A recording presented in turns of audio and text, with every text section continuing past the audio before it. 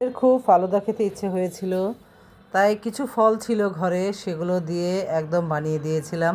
তা আমি আবার কোনো রকমের চিনি দেইনি, উপরে একটু কনডেন্স মিল্ক দিয়েছিলাম আমার জন্য, সাহেব আর ছেলের জন্য 3 বাটিতেই বানিয়েছিলাম।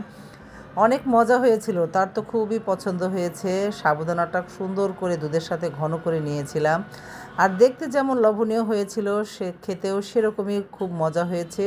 ছেলে তো খুবই পছন্দ করেছে। আসলে মাঝে মাঝে এরকম মিষ্টি জাতীয় খাবার সে খেতেই চায়, আর তাকে বানিয়ে দিতে হয়।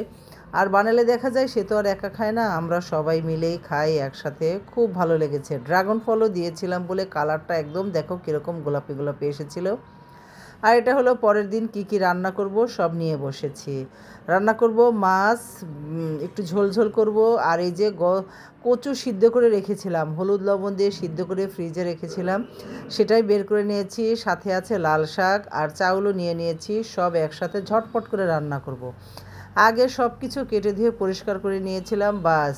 আর এই যে কচু তো সিদ্ধ করাই ছিল, শাকটা একেবারে বাগার দিয়েই বসিয়ে দিয়েছিলাম, আর হয়ে গেছে, ভাজা ভাজা করে নামালাম। আর এই যে কচুটা, এটাও কিন্তু আমি সুন্দর করে একদম বাগার দিয়েছি, হয়ে গেছে।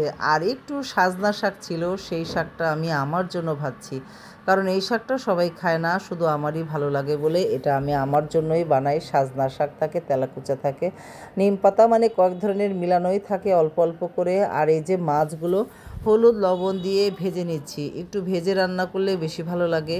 সাহেবা আবার ছোট ছোট পিস করতে বলে, তাই ছোট ছোট পিসই করেছি। একটু পেঁয়াজ রসুন বেটে নিলাম, রসুন বলছি কাঁচামরিচ একসাথে বেটে তরকারিতে দিলে তরকারির ঝোলটা যেরকম গাঢ় হয় সেরকম খেতেও একটু বেশি ভালো লাগে, তাই না? পেঁয়াজটা একটু লাল করে নিয়েছিলাম, নিয়ে সব মশলা দিয়ে দিলাম হলুদ মরিচ ধনিয়া জিরা গোলমরিচ দিয়েছি, সাথে একটু আদা রসুন বাটাও দিয়ে দিলাম, দিয়ে বাস সুন্দর করে এখন মশলাটা ভুনে নিব। মশলা ভুনতে ভুনতে এদিক দিয়ে আমার সব রান্না কিন্তু শেষ হয়ে গেছে, শুধু এই তরকারিটাই বাকি। আমি আলু বেগুনও কেটে নিয়েছি। আর এই যে মশলাটা ভুনা শেষ, হাত ধোয়া পানি বলতে মাছের ধোয়া যে পানিগুলো ছিল সেগুলোই দিয়ে দিলাম মশলাতে, দিয়ে আলুটা আগে দিয়ে দিলাম। আলুটা আগে একটু কষিয়ে নিই, আলুটা একটু কষিয়ে নিলে, কারণ বেগুন তো নরম জিনিস, খুব তাড়াতাড়ি হয়ে যাবে। কষিয়েই দিয়ে দিলাম বেগুনগুলো। আর এই যে দেখো অল্প সবজি দিয়ে একদম মাছটা ঝোলঝোল করেছিলাম। টমেটো দিয়ে দিলাম কেটে, একটা বড় টমেটো ছিল, সেটা 4 ভাগ করে দিলাম। একটু ঝোলঝোলের সাথে টমেটোর টকটাও খেতে কিন্তু ভালো লাগে।